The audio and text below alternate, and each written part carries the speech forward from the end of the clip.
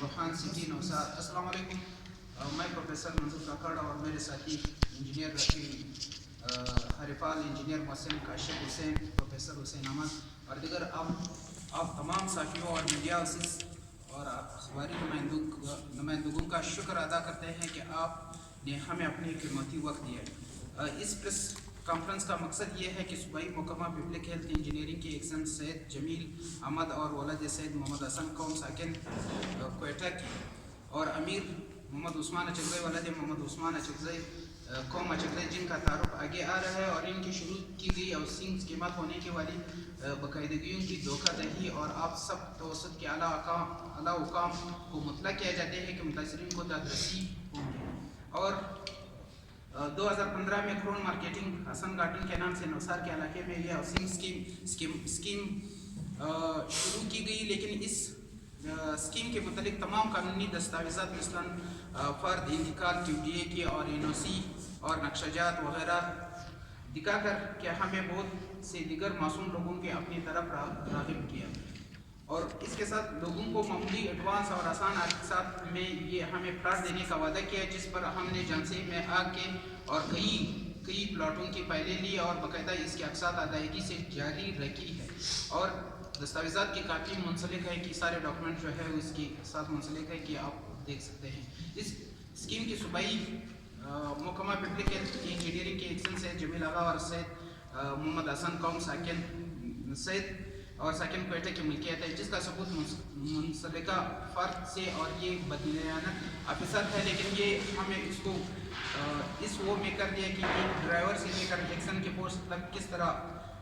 Promote ہوا اور کس طرح یہ آگے گیا. اور اس لیے ہم نے غیر قانونی اور کالے دھن کی سفید کرنے کے لیے ان کے اثاثوں کو نیب اور FIR سے چھپانے کے لیے اور دیگر قومی اداروں کو اس سے چھپانے کے لیے یہ اسکیم جو ہے کسی اور کے حوالے کر دیا ہے, جس کا نام امیر عثمان اچکزئی اور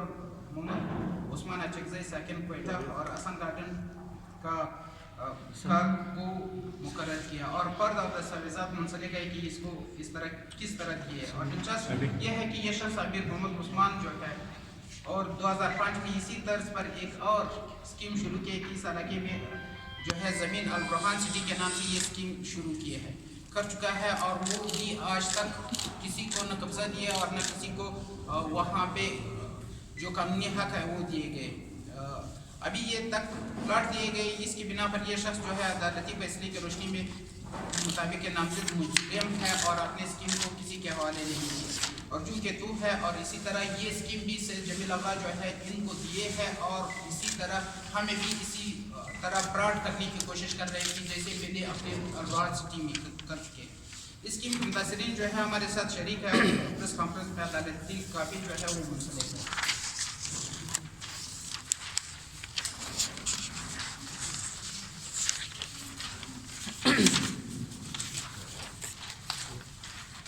باقاعدہ اس اسکیم کے اگر مجرمانہ بیک گراؤنڈ دیکھیں کہ ہمیں شخص جو ہے علاقیز کو اجازت کے بغیر حسن گارڈن کے اختیارات کو تفویض کر رہے ہیں اور اپنا معاہدے کی خلاف ورزی کی جو جس علاقیز کو تسلیم نہیں کرتے ہیں, کیونکہ یہ شخص جو ہے قابل بھروسہ نہیں ہے اور یہ